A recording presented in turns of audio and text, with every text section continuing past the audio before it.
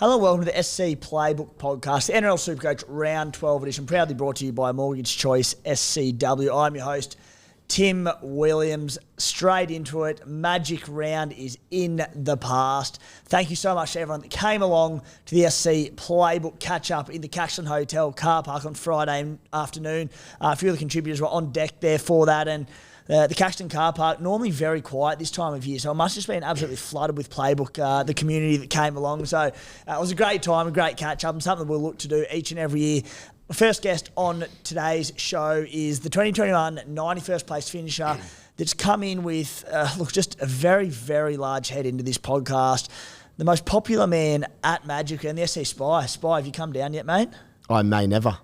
I am flying. I was in a bit of doubt for today, but rallied as per usual. Magic Round. It is the greatest thing on the planet. I love it. Yeah, lock it in next year if you haven't been, because it is a wonderful, wonderful round. Put on by the NRL. Also with us, a few months off the pod. He's been a busy man, but Quantium CEO, Bulldogs chairman, Adam Driussi, ads. Made a tougher weekend for you, but good to have you back on the podcast. Thank you, Timmy. Thank you, Spy. Yeah, look, I'm not as big a fan of Magic Round because the Bulldogs are 0-5 at Magic Round, so I have pretty bad memories from, and most of the time we're in the first bloody game. Ruins the weekend. It's hard to enjoy any round of footy. It's hard to enjoy if you lose on a Thursday night or a Friday night. That's Magic Round for me every year. So. Mate, I'll give you a tip. Come with me next year. You won't even remember the first game around. It's so good. You just need, mate, put in some complaints to Lord PVL, Peter V'landys, and just you keep getting lobbed against Premiership heavyweights, the Canberra Raiders, every Friday night of Magic Round. So what chance do you stand? Yeah, well, no disrespect to the Raiders, we probably beat ourselves. I mean, look, the Raiders, they're a great side at making you look bad, but I thought we beat ourselves last Friday night, so that was a disappointing one. But yeah, it's a great weekend. It's great to see so many people out there, but just very disappointed that we lost that game. But back on it Thursday night. Mate, result aside on the weekend, the Doggies have been bloody terrific this year, and you can just see everything. Like, the boys look happy. You know, there were question marks around forward packing that going into the year. You're getting some great results. The Penrith result a couple of weeks back, you just fell to them. Must be pretty bloody happy with what's happening at the club at the moment. Yeah, very happy with the way we're playing. Look, it's a very different feel to last year and the year before. So the feel around the club is very good. Team are playing for the coach. Everyone's very positive around the joint. So that's great. And I think you see that on the field. We're playing much better football. It's got to turn that into more wins. So really confident we'll do that and hopefully start with the Dragons, mate. Very good, mate. Also with us with a severe case of the Darren Lockyers, the sore throat, Matty the Waterboy. How are you recovering from the big weekend? Yeah, I feel fine. I just sound like shit. All good. Magic Round was fantastic. I already can't wait to go again next year. Yeah, it's an absolute cracker. Spy, any moments that stood out from you from the weekend? I do have a top 5 list in no particular order. Number 1. This is not a G-up. Like, people say, it's nice to meet everyone. How good was everyone? Just meeting legends left, right and centre. I had the time of my life. So that's number 1. It's very easy to say, like, you didn't meet any dickheads and everyone was good value and friendly. But, mate, it was everyone that came up were just so welcoming, so kind, so happy to have a drink and et cetera, et cetera. So you're spot on. Number 2, this is a manifesting story from last week. So we like to make things happen.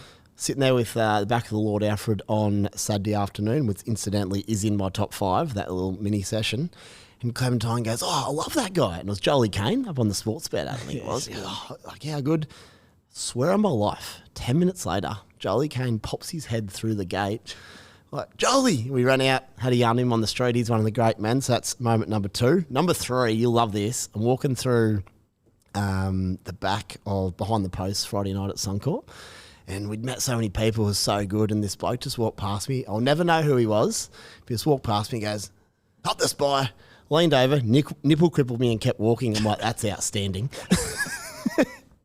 And you've made it when you get a nipple cripple. I was like, I just wanted to stand and applaud, but what a legend. Hit and run nipple cripple. I loved it. Outstanding stuff. But number 4, for everyone that was there, dance floor Caxton Hotel Saturday night went off. It was unbelievable. Anyone's got videos, photos, send them through. It's just incredible. So there's my top 5. I think it's in a top 2 weekend of all time, behind me, you and Sambo's trip to Vancouver in a tight running battle. Yeah, good. Some high-quality stuff there, mate. Just a quick one from me. Not actually a personal story, but a good mate of mine, he was driving up in his van from the Byron Bay region, and not one of them people that often has a phone. If he does have a phone, it's dead. Anyway, his phone and his Google Maps died on the way in. He's from a mate from back home in Cooma and had no idea where he was going in around the Brisbane area. And he goes, far out, this is Friday afternoon. He goes, how do I get there? I've got to wing this a fair bit. I've no idea how to get to Caxton Street or around Suncorp Stadium. And he goes, I'll try and find someone with a Broncos jersey on or like a footy fan and just tail them into the city. Anyway, the first car he looks at, Pat Carrigan's in it. He goes, this is Friday before the Broncos playing Manly. He goes, fair chance he's going to Caxton Street or the Suncorp Stadium. Tailed Pat Carrigan into Caxton. How good. But guys, the SC Playbook Unlimited League is absolutely flying. We currently have we have 9 of the top 10 ranked Supercoach teams overall in our league, which is phenomenal. We've also got first place. Slippery, coached by Martin, has taken top spot this week. So we hope that Martin can go all the way and bring it home. The SC Playbook code to get into that league, 743596, $1,000 up for grabs to the winner of that league. That will be closed out at the start of next round, the start of the bye period entries. Quick one on Matty Ryan. Matty Ryan, who we're hoping to have on the podcast in a couple of weeks, back in Australia, end of his season over in Europe. He sent me a message and he goes, he goes, I had a really good week last week, won all my leagues except one. The one league that he lost was to the bloke that got the highest score overall in Supercoach for the week. Wow. It's a tough loss. Literally one in 150,000. So it'd be good to have him on, hopefully have him on in a couple of weeks' time. That actually sucks for him because that's going to happen to him twice this year. He's going to play me again. Oh, Timmy, I just checked, by the way, in the Bulldogs league that we set up, remember? Yeah. Where if the person's a Playbook subscriber, they get extra prize and so on. The leader of that's coming ninth, Mustafa. Stop it. Mustafa, Lovely. if you're listening, good work, keep it up. That's put up a bit of cash to the Dogs fans on that one. Yeah. But yeah, so he's got a slight break over number 156. So Jeez, Mustafa. You beauty. Flying. So I want money Team up. Mustafa to win. Money up for grabs for that one. If he's an SC Playbook subscriber, more money coming his way. If you do want to join the SC Playbook community and get amongst our premium content, including the world-famous WhatsApp group, check out our subscription page. Just head to scplaybook.com.au, find the subscription tab in the menu on site. Just on the WhatsApp group, it was very weird. Over the weekend, Spy, it paused for me and I couldn't get any new messages as of about Saturday afternoon. Popping off too hard, some might say. And I thought it was just me. And I asked you and I asked Clem and it was all working for you lot. And then on Sunday night, I got a message from someone saying it happened to them as well. If you're in the WhatsApp group and the messages aren't coming through for some reason, nothing that I can do. It's a WhatsApp issue. But I just deleted the app and re-downloaded it. Good as gold. So that problem solved.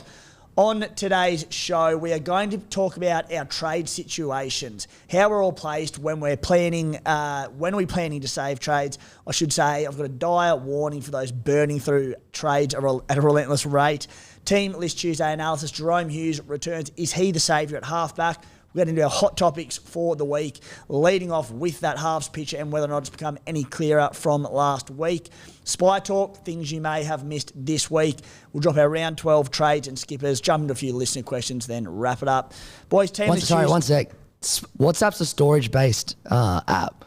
So if you don't have storage on your phone, you might not get messages. So just, keep that in mind. There you go. They are flooding through, so that could be it. So if there's an issue there, double check that. Team List Tuesday, not too eventful today, which is fantastic for this one. We will start, though, with the Tigers. Samuela Fainu named, despite a bit of an injury concern there last week. So good news for his owners, provided he does play. Isaiah Papali'i returns from suspension. Them two boys both on the edges at the Manly Sea Eagles. Jason Saab returns on the wings. Still no Lockie Croker. Concussion about 3 weeks back now, finally not back on deck. So bit of an odd one there, but hopefully Lockie's going okay. And boys, the big one this week, I was expecting him to come back round 14 after the bye ads, but Jahrome Hughes returns at $706K for the Melbourne Storm. He has a break-even of 102. Of course, Cameron Munster gone long-term. So, look, with the bye next week for the Storm, Hughes, calf concern, still has to take the field. He's, he could have been named, not necessarily. Let's say he does take the field this week. You see someone you'd look to go Nathan Cleary down to. I don't know if you had or held Cleary or where you're at there, but I still own Cleary. I know Spy does. Where does Jahrome Hughes sit for you? I brought in Birdo last week, so I've got Birdo at half. So at the moment I don't need to. So I wouldn't waste the trade for me. But Yeah. I could, in your shoes, you watch him this week and Yeah. he's a great player. Spy any temptation to move early on him to fix that hole, or how do you feel? There's a 0% chance on Hughes this week. Doesn't play 13. Calf issue. Sorry, let's let him get through. Make sure he plays, but nice little target after that first bye. Yeah, I think it has, as you said, and to see him, if he does play this week and get through it with that high break even, hopefully loses a little bit of cash, but just with the calf concern, good to see him hopefully get through 80 minutes for round 14. I'm with you, boys. Joey Manu returns for the Sydney Roosters from a head knock 2 weeks ago. Connor Watson is out, which is devastating because he was certainly in that Origin frame. Just gutted for him. You can't take a trick, that bloke. And I hope this wasn't his one and only window for Origin, because just all the stars aligned for him. But hopefully we might even see him later on in the series. It is about a month out, it sounds like. The interesting one there, boys, and it has sprung to mind, but Brandon Smith only playing not a lot of minutes in recent weeks because Connor Watson's basically beaten him to the big minute number 9 role. Now, Sandon Smith's still at 9, but Brandon Smith at 370k with that awesome buy coverage for the Roosters. Plays round 13 and round 16, break even of 77. Spy, I'll go to you. He's very cheap for bloke we know what he's capable of. Any interest there?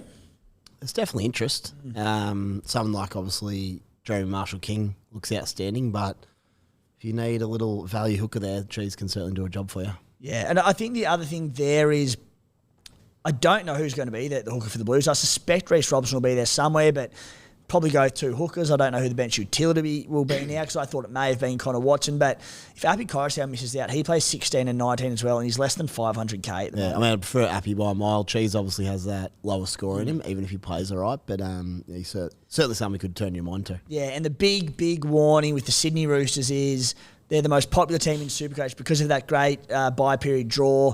But they missed round 14, and we're pretty heavily invested in them. So just be very cautious with how many Roosters you've got. Count your numbers in round 14 because there's going to be teams short. Dolphins, Roosters, the big two with seemingly great bye coverage, but both out in round 14. Luke Garner out for the Panthers. Scott Sorensen starting on the edge. One I've got a bit of an eye on for the bye period, but the draw, again, not great. He does play round 13, though. Also not sure why Luke Garner is out at this stage. Jackie Whiten moves to 5'8" for the South Sydney Rabbitohs, which is great news, and you're happy to see it. And then you see Michael Cheekham and Tane Milne in the centres. Keon Kyle-Matangi at lock. Matty talks about the Bunnies, and I suppose the one here, someone that is relevant this week in Supercoach, Cody Walker. Firstly, do we see Cody Walker shifting to the right side now and Jackie playing on the left? And also Cody Origin smoke? Well, I suppose not a smoky. It was the incumbent essentially, but how do you sit with all that? Yeah, I mean, and excuse my voice, I'm very sorry. Cody is playing for an Origin spot this week. There's a bunch of 5'8s who I reckon this week are playing for a spot.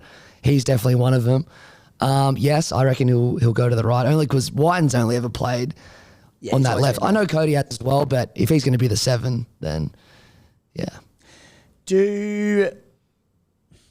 Tough one because you don't really know, but I don't love this move, pardon me, for his Supercoach scoring potential, just because we know he plays his best footy on that left edge. Yeah. On the right, with more responsibility, probably a lot more first receiver being at number 7. Yeah. Yeah, no, it won't be good for his it won't be good for his score. No way. Yeah. But it could help his Origin chances. So very interesting one to monitor there. Reece Walsh returns for the Brisbane Broncos at fullback. Tony Staggs is out. Good news for those who did hold Walsh, because it means that I thought that with Staggs kicking his goals pretty well, that potentially Staggs holds the goal kicking just because of Walsh's injury concern, but you would think, barring that injury, that Walsh does regain the goal kicking duties there. A few at the Titans spy, just to keep an eye on. Tony Francis, big bollocking winger, been around Q Cup for a while and done some pretty good things. He debuts on the wing. And the other one, Josiah Pahulu, 247k, break even of 19. His PPM isn't great. In 30 minutes per game, he's scoring at 0.89 points per minute. Look, not someone at this stage I'm saying get around, get amongst, but with Jamin Jolliffe out, I believe long-term with a pec injury, with Pahulu starting, like one that you could make a move, someone like Sam Hughes to Pahulu, like round 14 or something, just to, I know it's a cheapy front row spot, but if Pahulu comes out and scores well, maybe. classic case. So let's have a look and just be aware over this Origin period that things will happen where opportunities will present themselves and you might be able to swoop on them. So that's always good. If you're planning ahead and you don't quite know what to do, opportunities will arise at some stage there. At the Warriors, Rocco Berry, Murata Niokora, Joey Lussick will return. Ali Leotau drops out, a potential cheapie option there. At the Dolphins, Maxi Plath returns from a head knock. Corneli Lemuelu drops to the bench. Lemuelu, one that had a bit of an eye on and plenty of questions around this week. Doesn't mean he won't start. They moved Felice Kafusi to the middle last week. Come game day, Lemuelu started on the edge with UNA, can play at 80 and look terrific. He's very cheap, great buy schedule. So just keep a look on, have a look at a potential game day switch there. But if he does lock down an 80-minute role, one to wonder. Boys, completely forgot in the hype of Magic Round, how's the side tracking, Spy? Who knows? We found the top 4K, boys, so we're starting to rise. In that spot, I'd really, really kill for a big round. It's probably somewhere in the next 3 weeks to maybe bump up to that 1 or 2K region because I'm not far off and then be able to attack from the middle of the buy period. But pretty happy, boys, at the moment. Not stoked, but happy enough. Ads, tough start to season for you by the sounds of it, mate, focusing on actual NRL and an actual NRL club, the Supercoach team. Not the best so far. Yeah, I mean, I think Spy said to me before the show that I'm 400 off top 10,000. Top 10. That was good. I thought, geez, I'm within 400 of the top 10. And then he said K. So that was that was a real blow. He could not have emphasised the pause before the K any longer. It wasn't was deliberate. Sledge, but I don't think it was deliberate. Wasn't deliberate. No, anyway, I appreciate that, mate.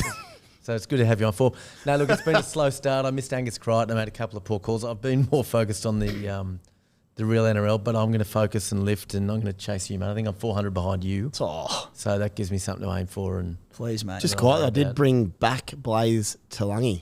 You did? I made the shout out on Twitter the week before. I was like, this kid's special. And I made a pact start of the year. You haven't thrown me out yet. I said, when I say stuff like that, I have to do it. I can't just say stuff and not act on it. So you backed your gut for once in your life, mate. Yeah, a few times this year. Thanks, mate. Yeah. Great play, though. Yeah, he's special. Kuma Stallions, I don't know about you boys, but I've played a lot of Supercoach over the years. I have no idea trying to guess how my rank's going to change at the end of the round. Like last week, I thought I had an absolute stinker and I basically didn't budge at all. This week, I was 1261. I thought, okay, like there's some big ones out there, but I'm like, it's not too bad. I dropped 1,300 spots, so I dropped to 12K. I'm like... I was similar. I thought I was going to fly up and I made about 300 spots. Yeah. Okay. Anyway, so look... Bit disappointing. I did not end up boosting. I ended up, after initial thoughts of maybe doing it, held off on the Cleary to Sammy Walker trade there. So happy with that. But yeah, need to start making some moves. Team set up well, but need to be more than talk and put some runs on the board. Matty, the Waterboy, you're sizzling, mate, last week. All good, mate. Matty scored 1350 or some monster round. So Matty's back on track. Boys. Topic for the podcast, talking about our trade situations, and the dire warning that I mentioned earlier in the show is just to be very, very careful at how many trades you've burnt through, because I've seen a lot of teams out there lingering in their very early 20s, no boost to play with, they've gone very hard, and that's all good and well, but at some point you have to save trades because you will run out. And it might be fun in games for 20 rounds, but you'll come 15, 20,000th, maybe worse, because you need to. So between now and round 20, if you use max trades, noting that you can get 3 trades in round 13, 16, and 19. What did I work out? I didn't even write the number down here. I'll work that out. I'll throw it in a second, but I've got this mixed up a little bit. But you'll be out of trades if you use max trades. This is people in their early 20s by like round 20. And it's going to be disaster. So people need to be very, very careful about that. And certainly one for, those newer to Supercoach.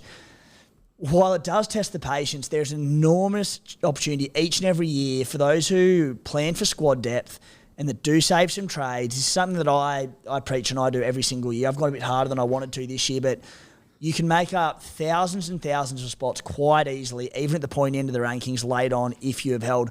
I think this year, with all the injuries, with restings to come late on in the year, people are going to run out early, and I think it's going to be more relevant than ever. Spy, I'll start with you, mate. How many trades do you have left? How do you feel about it?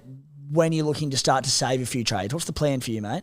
So I basically started last week on the trade saving. I think the point you make there, Timo, is you want to find that balance between saving those trades but also not missing an opportunity. So, like, don't just trade for the sake of it if it's a bit sideways and it might give a little bolster to your squad. I think this time of year it's like get someone good and quality or don't worry about it. And that was legitimately me last week. 4 p.m, Caxton car park, beers flowing, people everywhere, loud and noisy, and you and me having a crisis meeting trying to work out trade plans. And I was looking at boosting, and we just assessed the options, and I went, don't need to do it. Like, boosting for the sake of boosting, getting excited. It was magic round. Everyone was keen and held back on it, and very happy about it now. I've got a boost left. I saved a trade. Yeah. Yes, that's nice. I'm similar. Next couple of weeks, I don't necessarily want to do too much. I've got 24 up the sleeve as we speak. Put it like this way. If I bring in, let's say, Joey Manu and Sammy Walker for this week or next week, that's the only 2 trades I really probably want to do to give me a 15 or 16 for the first major buy, which will leave me 22 trades. I'm reasonably confident they'll probably be my trades with a bit of leeway. Round 14, I should be okay, but I'll double-check that before I make them. If I wasn't, I wouldn't get Sammy Walker, or I might not get Manu if he's in the centres if Teddy gets named. So we'll just have a look at that. But round 16, I'd then want to add about 3 more players approximately, just to get up to that magic number 13 for round 16. That'll leave me 19 trades. And this is all assuming there's no injuries. But you might be able to hold injuries if it happens. We'll reassess at the time. Round 19 is crazy hard, boys. So doing all that with a little bit of an eye on round 19, that would leave me with 11 players for round 19, which isn't too bad. So another couple of trades to get up around that 13 number would be 17 trades left. But as we know, a couple of the blokes in that planning that I already own will get hurt. That's just how it goes. So you want to account for a couple more there. Maybe it's like 14 or something at the end of that. Then you want to be obviously sure you want to get blokes back. Like, David Fafita, I'm certainly going to want in after that. Have a look at that. So I'm feeling pretty good about it, and I don't want to go too hard, and it might mean I forego one of those Roosters next week. I do like their draw, though, so that's where I'm at. Yeah. Normally I think better on the run, but magic round 1, Spy now. Yeah, just a little bit rattled and still a little bit of a clouded head, Spy, from the weekend.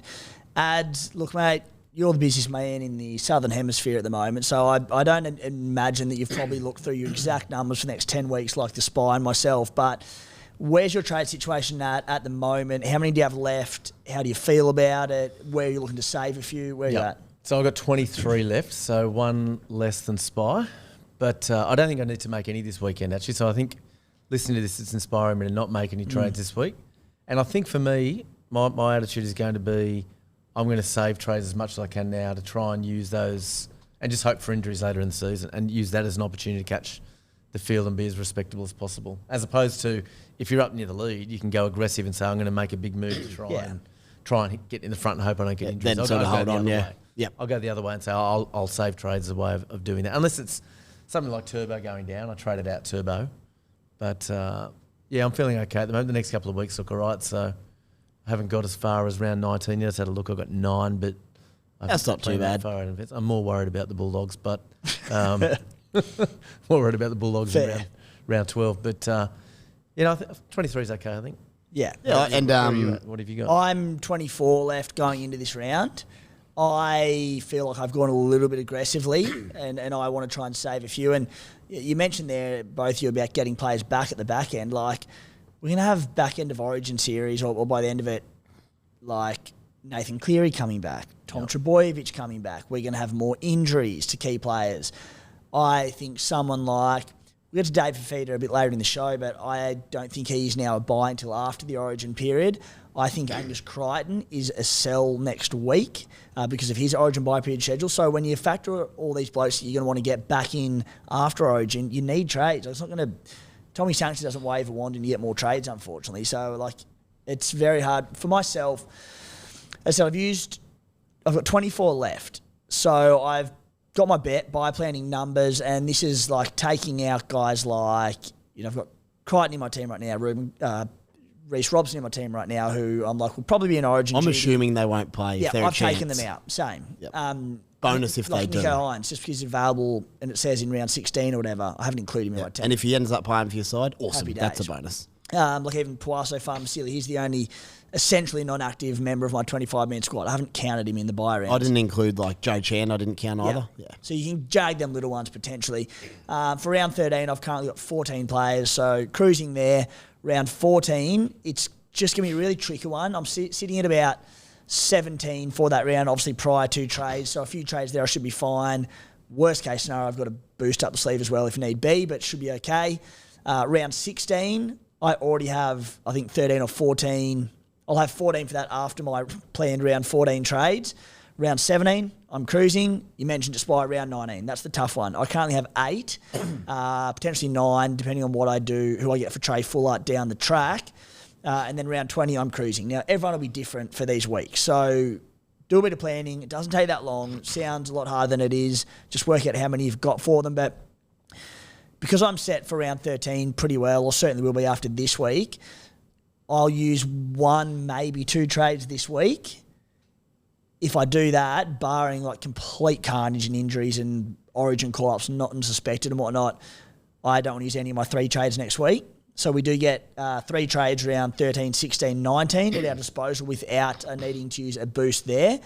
So, yeah, I'm thinking saving 3, maybe 4 trades the next 2 weeks. I think there's a real opportunity to really sit on your heels up until about round 15. Once you know how the dust settles from Origin, it seems pretty easy to get through round 13. You don't want to mess with round 14 too much, but overcommitting to 13. Just sit on the heels. Once we get to Spy Talk a bit later, I've got 6 players that I think you can get in after round 14, so, and they're all good. Well, hopefully those 3 trades next week means that some other teams make the mistake as well. Because just you've got them there and teams will use them. Exactly. But you just don't need to in this buy round. No. It's like a rare buy round where most teams are going to look at it and go, I'm actually pretty well placed. Yeah. So Put the feet up, head up to Caxton Street, have a few beers and just do nothing.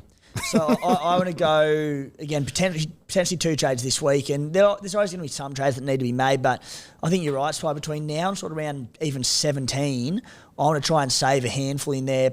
It might be 4, it might be 5, which is pretty handy. That'll have my team pretty well placed coming out of it. Because round 19 is difficult, I think that round sort of 17, 18, 19, getting numbers up to scratch for there. And then my plan is I don't want to use my next boost into that round 20, 21 to get these guns back into my team. Yep, nice. Boys, moving on from trade talk. Hot topics. The halves picture. A lot of us, Spy, you and I, we both held Nathan Cleary last week. Dylan Brown, the most traded-in player this week, got dual halfback 5'8" positioning. You know, despite Parramatta playing ordinarily, Dylan Brown has been rock solid. Rarely does he score sort of sub 60 or sub 50, and he has some bigger scores in him. So I think it's going to be hard to knock that one. Ad's already mentioned that he got Birdo last week, but Spy, that backup halfback spot, what are you thinking? I'm actually not thinking anything at the moment. So I've got Cleary sitting there. I don't feel like I need to rush. What I do like, though, in terms of an attacking move, I didn't realise Sammy Walker's only around that 22% mark. I thought he might have had a bigger influx last week. His draw's hot. I don't quite know where I pencil the Raiders in as an opposition this year. They're a funny mob. Won't get Adsy started on that. Sorry, Ads. It's 1 sledge per week, surely. He's actually fired up, sorry.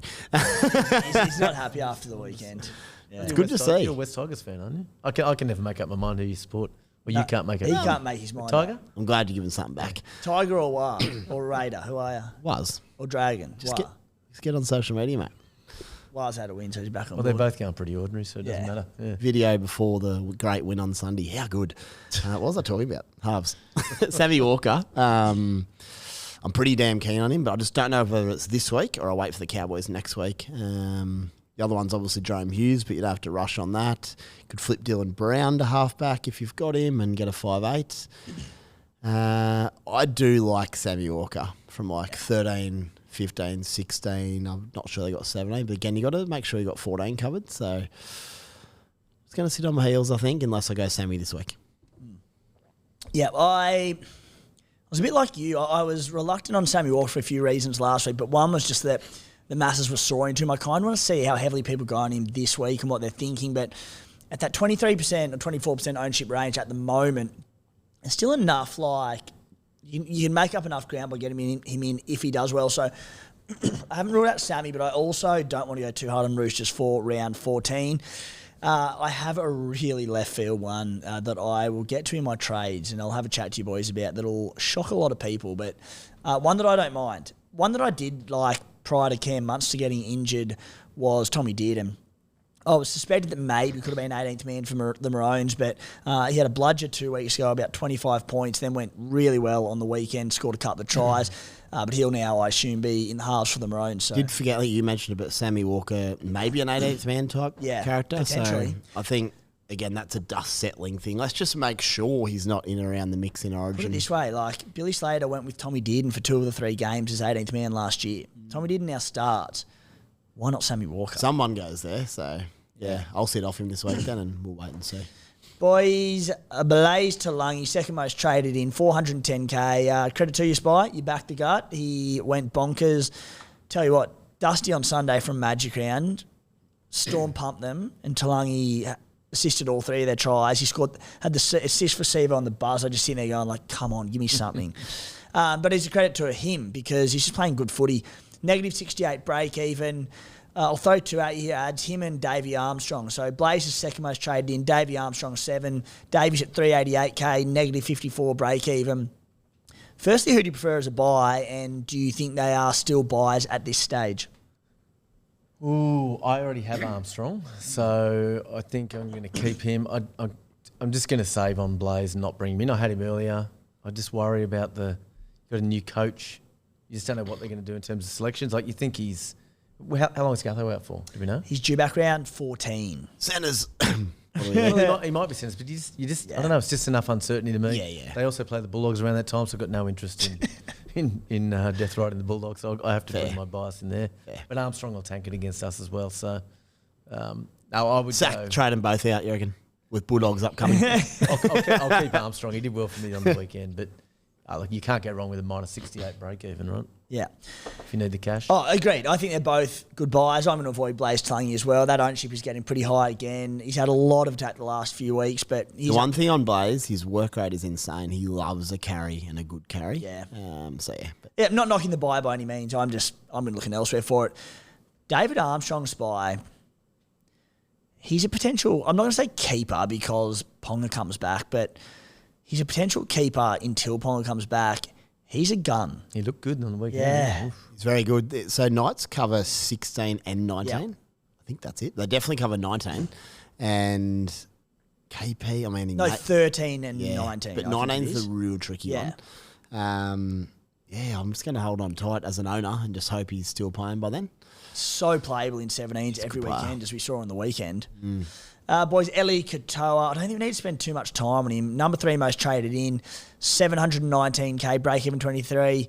He is in my plans for round 14. I'll be looking at getting him in. I am looking at going probably Angus Crichton to him. I've got to work out if I trade Crichton next week or just wait till round 14 because Eli Katoa has the round 13 bye. But I'm thinking Eli Katoa, even give him this week, he'll go up 30, maybe 40k max, get him round 14.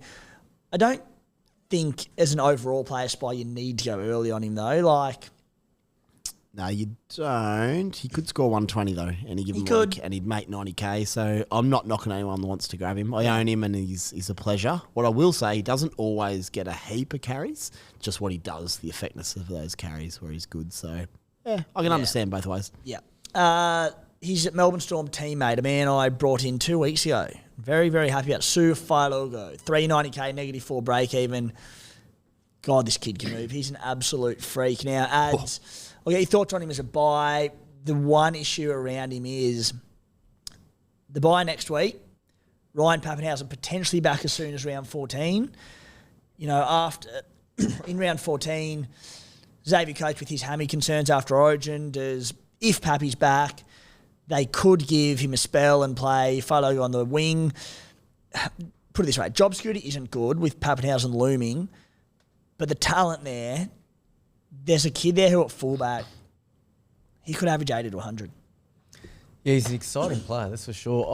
I think there's too many question marks to bring him in myself compared to some of the other blokes you just mentioned. I think you've got other options that probably have better job security and even better break-evens. So I have him in my draft side, so I'm very happy with him in the draft side because he was not just on the waiver wire. But as a classic player, I don't know. I love watching him, but I won't be bringing him in because I want to save trades. And I feel like if I bring him in, I could be then having to deal with him as an AE issue in a few weeks. He's one spy that I just like, even if he's on I can see him potentially averaging a lot and being like 700k in the blink of an eye if Pappy is delayed a little bit. The way he's playing, and where they're sitting on the ladder, they don't need to rush Pappy back by any means. How do you feel about it? I'm a bit on the fence because the thing is, Pappy had a crack in his bone, right? It heals in a month. It's just better. It's not a ligament thing. You'll just be ready to go. So does he play elsewhere? Where? Maybe someone pushes into the centres. I think he's a decent chance to maybe hold the wing spot over Warbrick. Maybe. But I'm backing him just because he's a freak. Yeah. But like you own your sweet. Yeah. I think Warbrick won't get dropped. Coates won't get dropped. Maybe he probably goes to 14. Then you're filthy. That's the concern. Yeah. He's a fullback. I think I won't. I don't think I'd buy him. Happy to own him if I am you, but I don't think I'd buy him. Yeah, there's a few red flags, but as an owner, very excited about. You could take a little punterino though. It could be fun. Yeah, you could. Dylan Edwards, boys, fifth most traded in, 938k, a 96 break even, 120 the weekend. People flocking to him for obvious reason. Sharks this week at Shark Park. The big break even still.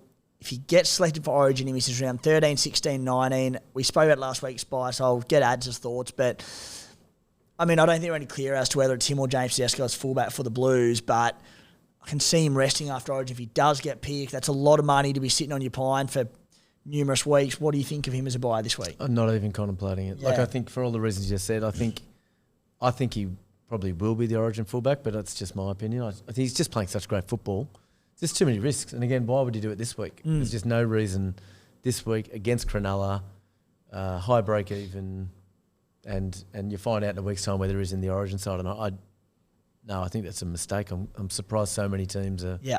Us non-owners can deal with the problem of Edwards if he doesn't make Origin. We'll deal with that next week. Yeah, for sure. Yeah. And becomes a major option at that point. So, Harry Grant, sixth most traded in, boys, 665k, 46 break even, 116 on the weekend. He was outstanding against a very ordinary Parramatta Eels side, scored a double.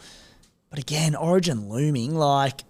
And Para were frankly shambolic. He just he ran rings around him. He backed up and scored. It was too easy. That's not going to be the norm, I don't think, for Harry. He's got to back up. Origin, no way. And his Origin backups, historically they've given him a bit of rest after. I think he's always been a dangerous player to own in those backup games as well. Yep, absolutely. You'd be nervous all Origin. Why you'd be going near Harry Grant. That's bizarre. Yeah, and it's.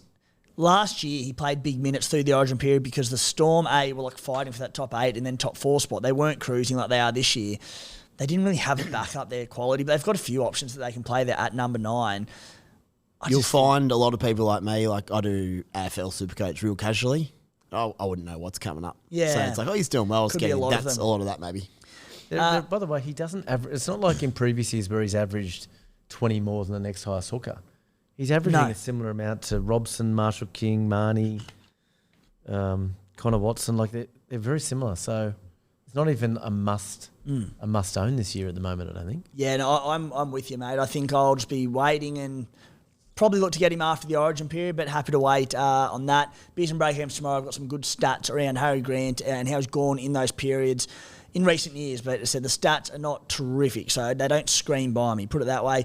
Dom Young, 8th most traded in, 792k, negative 11 break even. I was at that game on the weekend, and after destroying me the week earlier, very relieved to be an owner this week. So get him in still. The question, is it too late? No, it's not. And I think he has the... Sure, he might have some 30s in him, but the way the Roosters are playing with their draw, he has the potential to end Supercoach seasons. He could average 100 over the next 8-9 weeks and people will be dead and buried. So I'd be getting him in and you just enjoy your weekends a lot more. Of the most sold players, boys, Val Holmes, 653k, 97 break even. Really good Origin draw. With the way the Cowboys are going, he's going to have to back up. He's a keeper in my opinion. I don't think he's a sell. Sean Johnson is the 7th most sold at 710k. Due back round 14, not a lot of halfback standouts. I'd be holding fire. He's a buy in 2 weeks, SJ. And number 9, Jermaine Asako, 812k, 166 break even. Felt like a long time ago, that 150, when I brought him in, put it that way. Yeah. Look, plays round 13, 16, 19. Strap yourself in for the ride because, look, even his bad weeks, he hasn't done anything in attack. He's kicked goals, had decent base, but you bought him as a terrific buy period option. Yes, he's going to plummet some cash, but he could also just as easy this week against the weak Warriors defensive edge go 150. You've just got to hold firm, don't you? Definitely. Yeah. You've come this far, mate. You'll have a big score he's been somewhere nasty, there. hasn't he? Not owning and owning. Sorry, mate. I'll do my spy talk now because I got a scoot. Spy talk, and then we'll get your trades and skippers, and then you can go spy. You've got family things to deal with. Nothing bad, but you're a busy man. So I do have a family, despite what you thought at Magic Round. yeah, your hall pass. Your brownie points for the Wasn't quite a hall pass. No, but yeah. not quite a hall pass. your brownie points that you spend a year earning up, they have well and truly been used up. We're starting again. Boys, spy talk this week. Just on opposition, it's getting more and more evident to me that opposition factor isn't overly relevant this year when assessing Supercoach options. And I mean that from the hard point of view. So there's easy games you can target, absolutely, and I still like that. But like I played and brought in Blaze Talagi against Melbourne this weekend. It didn't faze me in the slightest. He scored 100. It's because most defences are struggling. The grind of the NRL, the injuries, all that, it's adding up. Even Penrith are looking a bit leaky. Penrith still concern me to a degree. But I think whilst I don't mind attacking the draw from an easy game sense, I wouldn't get too caught up in the quality of opposition.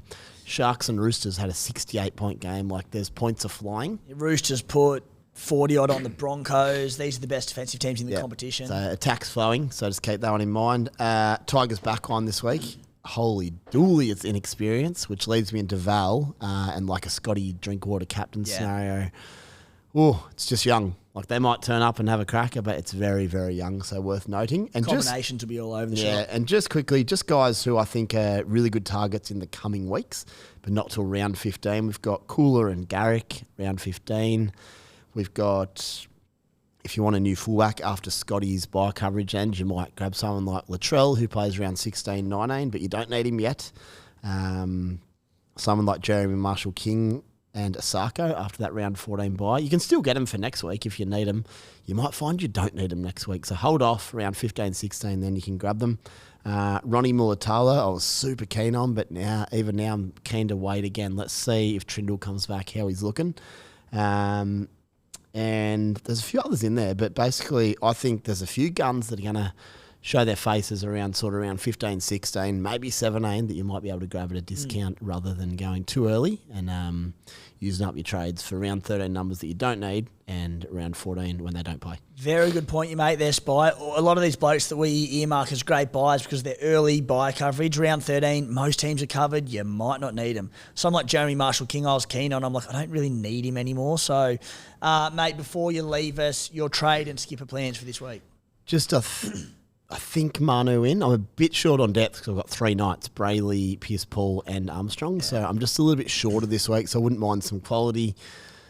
I was semi-keen to antipod Manu, especially if Teddy misses Origin. Then I looked at their draw and I look how they're playing and all the other options I'm not as keen on right now. So I think I'm just going to get him in, bite the bullet.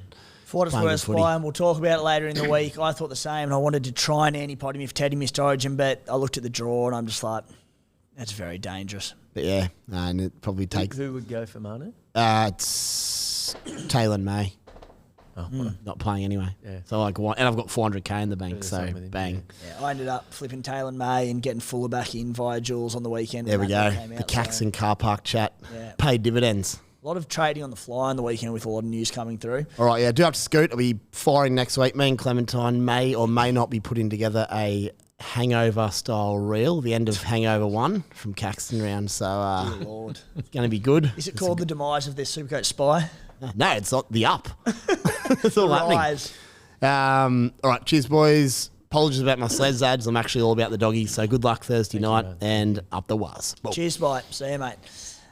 Guys, if you are lucky enough to be a homeowner but you're finding your rates to get into Angus Crichton type Supercoach territory, fear not. Some of the numbers going around are pretty daunting after the RBA's announcement last week, but there's help available with Mortgage Choice SCW. Whether it's an investment property or the place you're living in, the boys can run the numbers to work out how much they can save you on your loan. Before you know it, the repayments will look a lot less like Gussie's and far more like Sonny Luke's. Usually, it'd sting you $129, but if you mention SC Playbook, it is completely free of charge. To do so, flick the team a message on Instagram at mortgagechoice_SCW or give them a buzz on 9521 1611. Doesn't matter where in Australia that you're based. For that one, Adsy. Trades and skippers, Matt. Before we get to trades and skippers, Yes. we're upstairs Caxton, Saturday night, sitting there with Matty the Waterboy was there, Spy, Clem. All of Clem's dreams came true. We forgot to mention this top of the show, but who should stroll upstairs but none other than Sir Nico Hines? Clem, I've never seen a face drop more in my entire life. One of the blokes went over and grabbed Nico and said, Clem's your biggest fan. I don't think Clem said a word yet. She's still stunned in her silence, but she met Nico, so that was definitely the biggest moment of Magic Round. Mate, what are your trades? On top of Joel Kane. She's had a big and weekend. Joel Kane. I didn't know she was Dream such a big weekend. Joel Kane fanboy. I didn't know. No offense to Joel, but I didn't know anyone was. Yeah, I mean, Joel's Joel- probably a good bloke. But One of the great men, Jolie Kane. Yeah, I and when don't you know when you Joel. meet him, you'll understand why. But I love his story with Danny Badiris that time. He's a isn't good that story. one of the best? One of the great stories. So yeah, big weekend. I feel like I missed out. I feel I was doing official Bulldogs duties, and then we were at the bar with a bunch of Bulldogs people. But I feel like I missed out being with the Well, crew. mate, you had an invite to the SC Playbook catch No, I up, know. but I you brushed needed us to for be in two Gus Gould. places. I need to be not Gus actually. Gus was off watching the schoolboys play on the Gold Coast. Oh, on how the good's weekend. that? Yeah, so That's what you want. yeah, no, but I had a few other people. So yeah, unfortunately I couldn't make it. But I think I'm going to hold trades this week. We said before, I think it's a good opportunity for me to bank them. I don't need anyone, and I think I'm going to captain Drinkwater. Yeah, Jinky. Yeah, He looks the goods, doesn't he, this week? he's just so good to watch. He's just one of those guys. Every time you watch him, you're expecting a Oh, line my break and God. a try assist. I was disappointed the other night. He didn't quite finish it off against Souths. He was there ready to ton it up, and he Were you at the didn't quite game? finish it. Yeah, I was. I left with 10 minutes to go. Yeah. I was at the game for that one. Myself, Spy, Clem were together, and we all skippered him. Yeah. And we were just waiting for it to break open. He had an early try assist, and then when he dropped the ball and went upstairs over the line, you would have missed it. You would have been... It was in the last 10 minutes. Yeah, was it? yeah. It was right in front of where we were sitting, and we just went, no, would have been a ton. And but he is fun, put it that way. Mate, I have a smoky one for you. Tyron Wishart. Yes. Didn't see that coming. No, I didn't. So Tyron Wishart, I was quite tempted by him last week, but I felt, let's have a look at him. I don't need to rush it. With Cam Smith gone long term, he's basically locked in that half spot at the Melbourne Storm. He's 381k, break even of -7, dual 5'8" halfback. The beauty there is that, most of us saying Dylan Brown, myself included, just the ability to switch him and Dill Brown. Pretty handy across this origin period. Now, it's a relatively limited sample size because he's only played a handful of 80-minute games in the halves for the Storm, but he's a massive ball runner. He's a massive tackle buster. He's attacking upside, but most importantly, his base is mental. 5 80-minute games starting in the halves for the Storm. He's had base of 26, which has been his worst by a mile. That was actually on the weekend because there was a ton of points scored. 38, 41, they were all this year. And then last year, 2 games, based 40 and based 30. He had his other 2 games this year, round 10 and round 3, scored 85 and 84. Only 40 on the weekend, couldn't get in on the attacking action. But I look at him and go, he's got that spot, I would assume, pretty well locked up. Like super pod territory. So what would this would be? It'd be Cleary to him. Cleary to him, yeah. See, because I've already done Cleary to Burton, so Yeah. I have less need. So I've already got the Burton.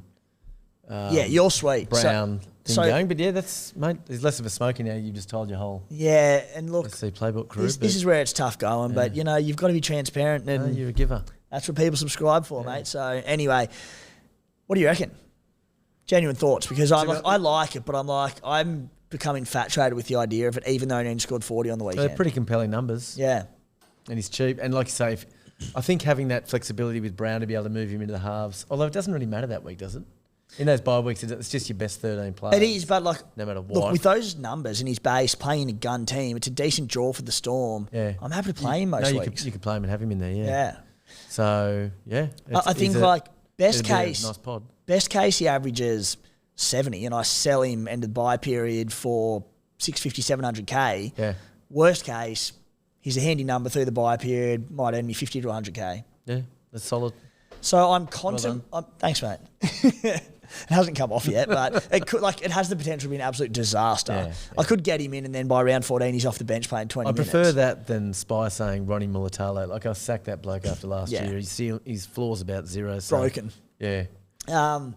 So yeah, look, I'm not locking it in just yet, and it's also one that could probably wait till round 14. But it also, if I do clear to him this week, it facilitates my other trade, and that is looking at getting Joey Manu in for James Schiller, which is one of the all-time great upgrades. Yeah, that's So a great upgrade. I was going to wait until next week, but I just thought I also have a few Knights players like Brayley, Kai Piss-Paul, David Armstrong. So off the back of all that and still holding Cleary, my 17's a little bit weaker this week. So I'm like, look, I want Manu next week anyway. I think I'll just get him in. So for someone saving trades, you're using 2.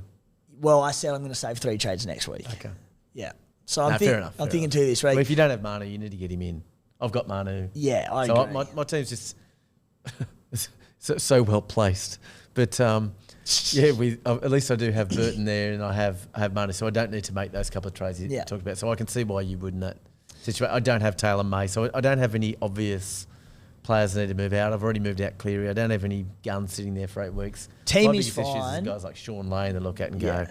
I should fix that, but there's just It's no also one not obvious. a huge headache. It's like There's I've no got one a obvious for me to move him to. So team is fine, rank is not. But mate, we can sort that. The base, the foundations have been laid for huge rank rises. We just need to see it happen. 100%. You're out of action, Matty? Busted Mike. That's all good. I think Matty said his trades this week were Michael Cheekham and Tane Milne, but we'll confirm with him later on.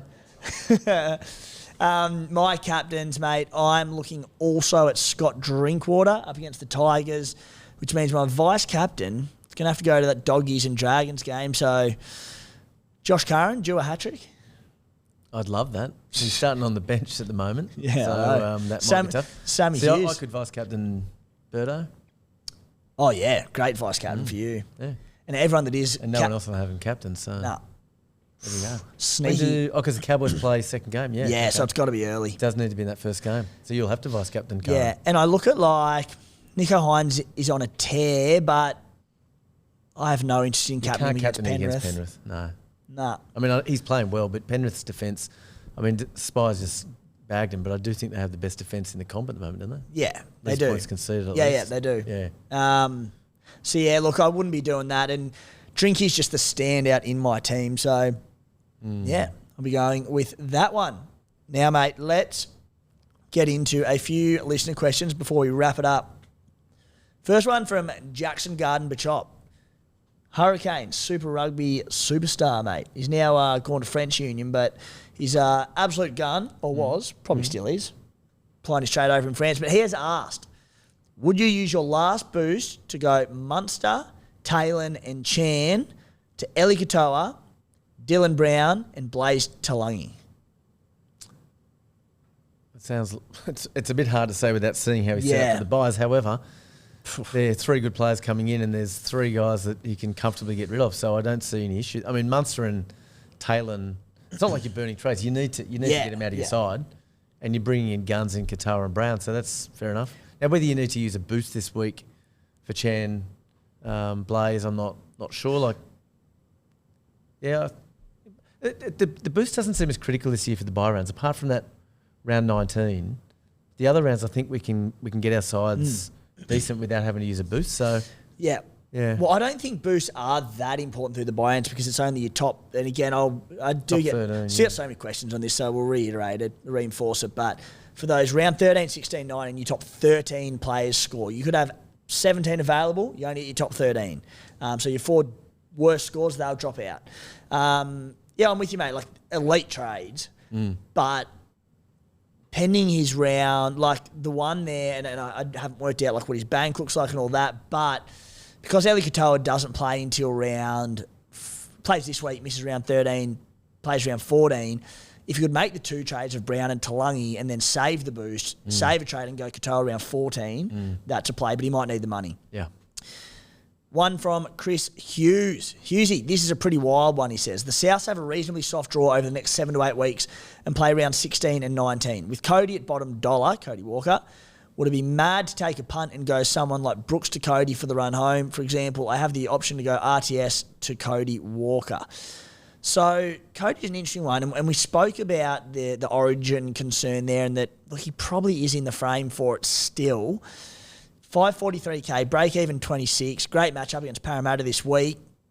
Has the bye next week though, so it's probably not one that you need to rush on. What do you reckon? Yeah, Cody's one of those guys. I reckon every year he seems to be low in ownership, and all of a sudden by the end of the year he's almost everyone owns him. He finds a way. He finds a way to become a must own. And yeah, this year, obviously, Souths are not playing well this year at the moment, clearly. So he would need to turn it around. But, geez, we know he's a Supercoach relevant player at his best. I don't know. I just worry he's moved to halfback, all that sort of stuff. Like I'd want to wait for a few weeks of Souths to see his role and what they're doing. But yeah, he does always seem to end up Supercoach relevant somehow. Yeah, I think with the round 13 bye, potential origin, the move to halfback, there's a lot of red flags there. And the reality is, pardon me, like 99 on the weekend. Before that, his highest score was 71. A lot of scores under 50 there. So I don't think you need to probably make the move until round 14. They play the Titans there, so I would be waiting on Cody Walker. Next question from Anthony. Helam Lukey.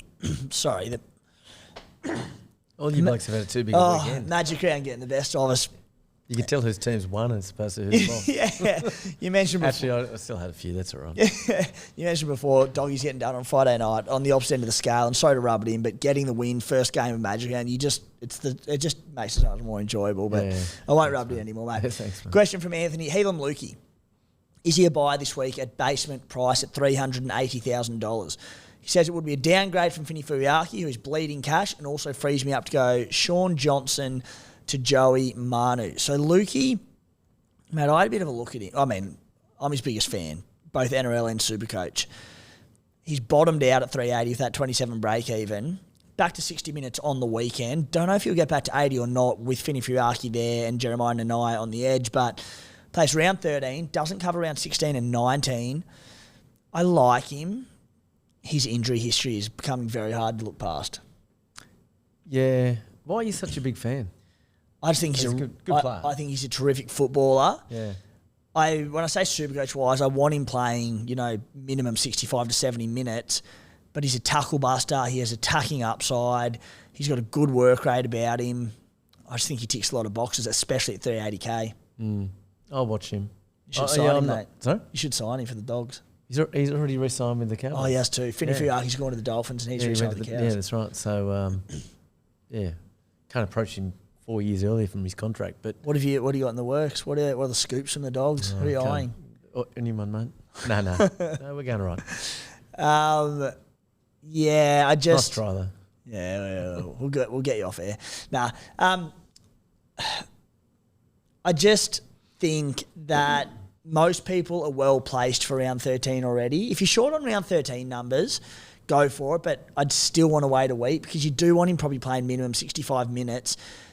Get through this week despite that Tigers matchup. Make sure he gets through the game. He just gets injured so much, the poor bugger. So I'm not sure he helps you where you need help. Correct. Like you say, he plays 13, but that's the round you got comfortably covered. So, there's sometimes you just need to let a player go even if they might go up in value. And for me, he would be one at the moment with my side, but someone in a near identical boat to him, there's no questions on him, but Brendan Piakura at the Broncos, again, I think he's a decent buy, but you look at it and go, buy period doesn't help too much. He plays one of the later buy games, but just doesn't really help much, despite the low price tag and whatnot. Yeah. One from Jay. Do we VC Dom Young and Captain Hines? Can't VC Jinky because I have PTSD of straight captaining Dom Young. Jay, mate, relax. Jinky will come good for us. But the VC Dom Young one, if you can make it work with your straight, whoever your captain is, we just said we wouldn't do Hines, but the VC Dom Young, if you can make it work, if the Raiders don't show up for this one and the Roosters do, there's points there. Yeah, I feel like I say this all the time. I think the VC thing is a bit overrated. Particularly in a round like this, it's not like everyone's sitting here with 18 players and it's a real round for it. Like there's a lot of reserve issues. So I wouldn't get too hung up on who the best VC is. I'd just be saying who's the best captain.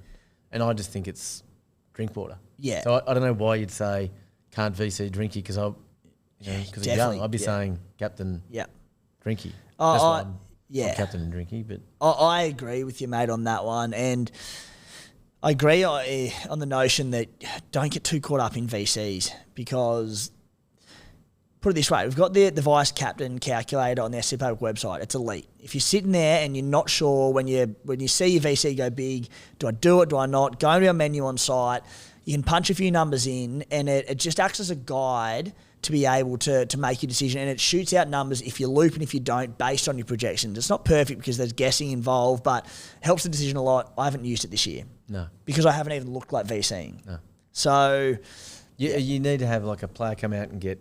Like I reckon if it was you had, I don't know, say Drinkwater and Hines in a brilliant week and one of them got 180, suddenly you're saying, okay, I'm going to VC. Yeah. So sure, do that. But when someone's getting 100 and they start saying, should I VC?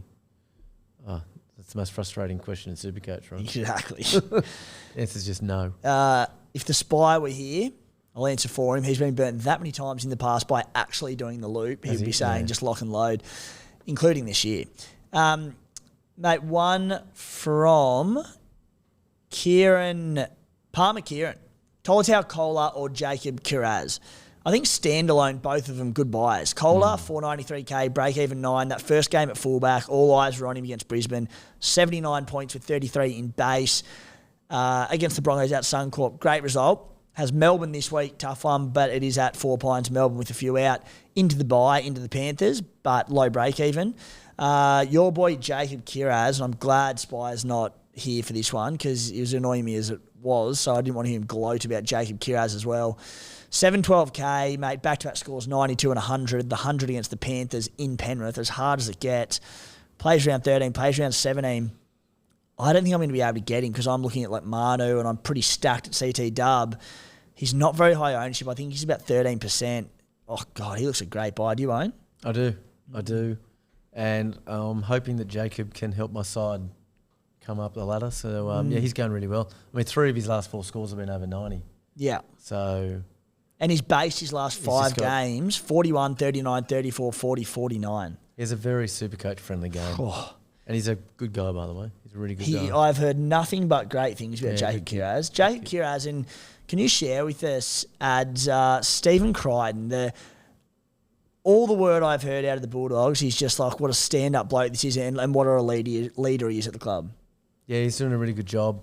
I mean, look, he's a very young captain, but he's just got an aura about him around the guys. Connects them very well. So you see, I don't know, if you just watch little things like when we, at halftime, the team all come off together after a try, like just the way they're bonding in certain moments, and it's a big difference from previous years, and I think Stephen's leading a lot of that. The way he talks to the team in the dressing sheds, he walks in and he acknowledges everyone in the room. Like he's just a really good young leader. So and when he speaks, he's just a guy you listen to. So he's going to be a really good leader. He already is. Yeah. Awesome to hear there, mate. Great guy. Back to the question, Koula or Kiraz this week? I think they're both great options. I think Koula is a great player and he's pretty cheap, but I'm very happy to have Kiraz. So go with your gut. I obviously, financially, there's quite a difference. Yeah. So I think if it was just on money, you'd probably go Koula. But if you can afford it. If you're keen enough on Kiraz, which old mate obviously is, plays round 13, plays round 16, misses the buy in round 15, that's fine because we've got full squads.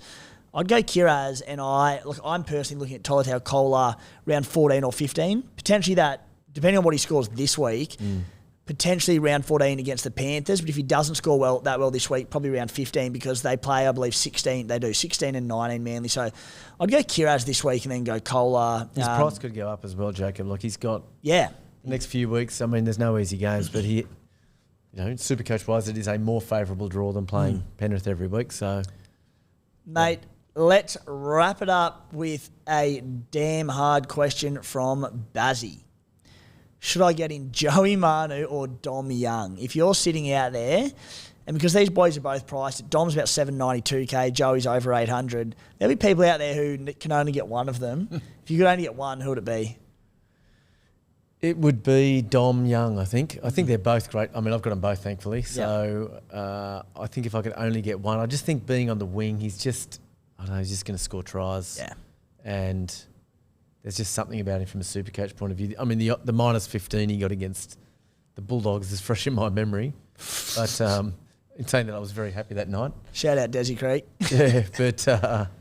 Yeah, but what about you? I'd say they're both great options, but I would find a way to get both of them inside. I'd go Dom Young. Yeah. And I even just look at it and I'm like, if Dom Young scores, Joey Manu's setting him up. Yeah. Joey gets his line assist, try assist for 20 points.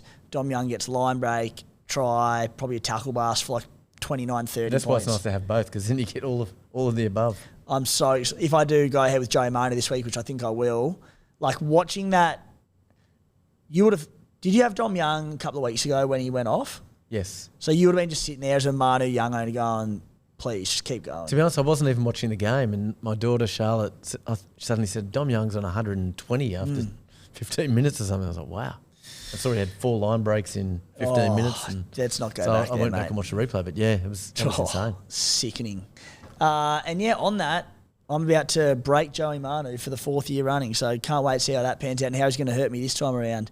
Adji, great to have you back on board, mate. Thanks for making time for the podcast. There was a question about who would win a fight between Tim and Sam Williams. I don't know why Sam. I thought it was going to be Spy, but I think you'd definitely take down Spy. Yeah, I was going to save that one for the Spy, but we ran out of time and I had to cut it out with him not here. But I'll answer it for him. I'd belt the shit out of the Spy and I'd pin him, and not a huge achievement to be fair. And that's not pushing me. It's just saying look at him. Yeah. As for Sam, bit of a tough one. Growing up, he used to belt me and was far stronger. Stockier, granted he was in the gym most of the time, Raiders juniors, all that. Nowadays, though, I've got the height on him. He's getting a bit of dad bod fat around him. Youth? Yeah, I've got youth on him. I've got height on him. So I reckon I'd be a chance nowadays. He did snap my leg on a trampoline when we were about 8 years old doing a Hulk Hogan leg drop off a slippery dip. So he's got that one up on me, but I reckon nowadays I might have him. No, I'll back you. Yeah, we'll get the Spies tape next week. We'll wrap that up for the Round 12 SC Playbook podcast. NRL Indigenous round this week. Another absolute ripper to celebrate. Thanks for tuning in and good luck this week.